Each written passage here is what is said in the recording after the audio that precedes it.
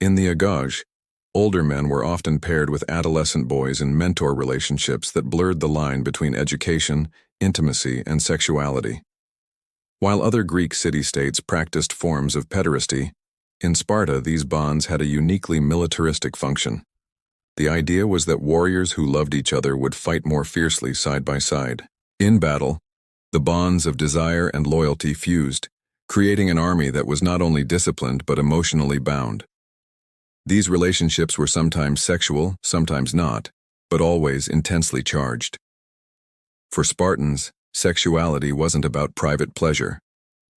It was about channeling desire into service for the state, binding warriors to one another in ways that made the phalanx, their battle formation, nearly unstoppable. It was as if intimacy itself was weaponized, transformed into a tool for war. This intertwining of sexuality and state control didn't end there. Marriages in Sparta were strange, structured, and often loveless by modern standards. Husbands and wives lived separately for years, with men bound to their barracks until the age of 30. Couples often had to meet in secret, stealing moments together in the dark of night. Sex wasn't about romance or personal connection. It was a civic duty. The state even encouraged bizarre arrangements when it came to procreation. If a man was deemed unfit but his wife was fertile, she might be instructed to sleep with another man, sometimes a younger and stronger warrior, in order to produce healthier offspring. Conversely, if a husband was older, he might willingly lend his wife to a younger man to ensure strong children. In a society where the state ruled over intimacy, sexual autonomy was almost non-existent. The more you look at Sparta, the more it becomes clear that every aspect of life, from the moment of birth to the moment of death, was ritualized and politicized in the name of survival. Their horror was not random cruelty, but deliberate design. It was a system so alien to our modern ideas of individuality, sexuality, and family that it feels closer to dystopian fiction than historical fact. And yet it was real, shaping one of the most feared warrior societies in history. If birth and marriage were bound to ritual, so too was death. The Spartan death rituals reveal just as much about their values as their lives did. Men who died in battle were honored, their names remembered, their sacrifice celebrated. But ordinary deaths went unmarked. In fact, the only two groups of people allowed inscribed gravestones were men who died in war and women who died in childbirth. For everyone else, the grave was anonymous. The message was clear. Your life mattered only if it was sacrificed for the state, either on the battlefield or through giving birth to soldiers. All of this paints a picture of Sparta as a society where horror was normalized, where sexuality and family life were stripped of private meaning and turned into tools of a collective machine. And yet, within this harsh system, Spartans found pride.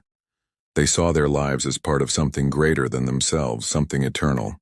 The horror was their strength, and the strength was their identity.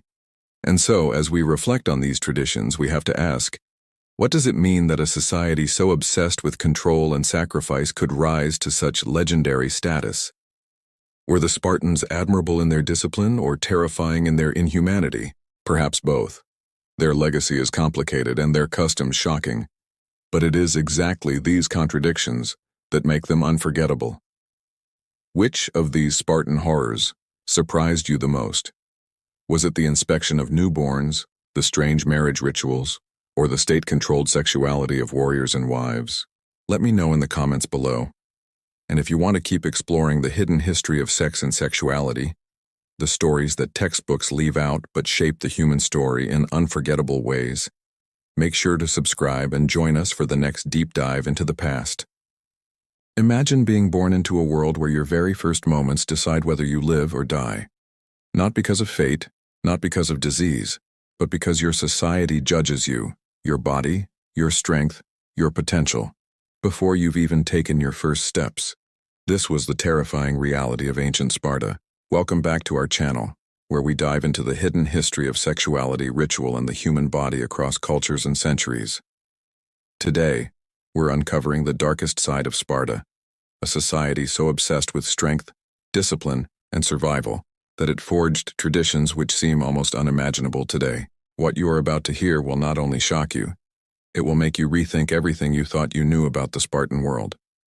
Sparta has long been romanticized as a land of warriors, immortalized in movies and stories as the home of fearless men and disciplined fighters. But beneath the armor and the legend lies a reality that was cruel, ritualistic, and horrifying. To understand Sparta's most chilling traditions, we have to begin with the way life itself was valued, or discarded. When a Spartan child was born, they were not immediately embraced with unconditional love. Instead, the newborn was presented before a group of elders known as the Gerousia. Their task? To inspect the infant's body. If the baby was deemed healthy, strong, and capable of becoming a future soldier or mother of warriors, they lived. But if they showed any signs of weakness, deformity, or frailty, the elders could order their death. Infants who failed the test were taken to the foot of Mount Taygetus and abandoned to the elements. In a world that worshipped perfection, weakness was simply not tolerated. For the Spartans, compassion was a liability, and the pursuit of strength was absolute. This obsession with physical power didn't stop with infancy. From the age of 7, Spartan boys were torn away from their families and thrust into the agoge, the brutal training system designed to mold them into warriors. Imagine being a child, barely able to tie your own sandals, and suddenly thrown into a world of constant beatings, hunger, and relentless drills. Boys were deliberately underfed to encourage them to steal food, but if caught, the punishment wasn't for the theft itself, it was for getting caught. The logic was simple. A Spartan warrior had to be cunning, resourceful, and able to survive by any means necessary. To fail at deception was to fail as a soldier. The punishments were vicious, ranging from public beatings to whippings that could scar for life. In one notorious case recorded by Plutarch, a boy stole a fox and hid it under his cloak. Rather than admit to the theft, he let the animal tear into his stomach until he died, all to maintain the Spartan code of secrecy and endurance. Yet alongside this harsh militarization of boys, there existed equally startling expectations for girls. Unlike many other Greek city-states, Spartan women were given a shocking degree of freedom and responsibility, but not out of kindness or equality. Instead, their bodies were state property, vessels for producing the next generation of soldiers. Girls were forced to undergo athletic training, running races, wrestling, and throwing javelins, often in public and sometimes nearly naked. The reasoning was stark. Only strong women could bear strong children. Their physicality was scrutinized just as harshly as men's, and their sexuality was treated as a tool of the state. The Spartan marriage ritual was one of the strangest in all of Greece. A woman's head would be shaved, she'd be dressed in men's clothing, and on her wedding night, she'd be abducted by her husband in a symbolic act that blurred the line between ritual and violation. The bizarre performance reflected Spartan ideas of gender and sexuality, where the boundary between male and female was deliberately tested, and the goal was always to mold the strongest possible union for reproduction. The chilling part is that these customs didn't feel cruel to the Spartans. They were simply part of a worldview that prioritized the collective above the individual. The state dictated love, sex, and family.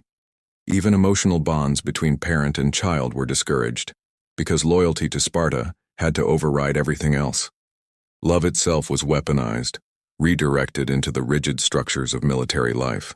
And here, we stumble upon another shocking aspect of Spartan tradition: the role of same-sex relationships in shaping their society.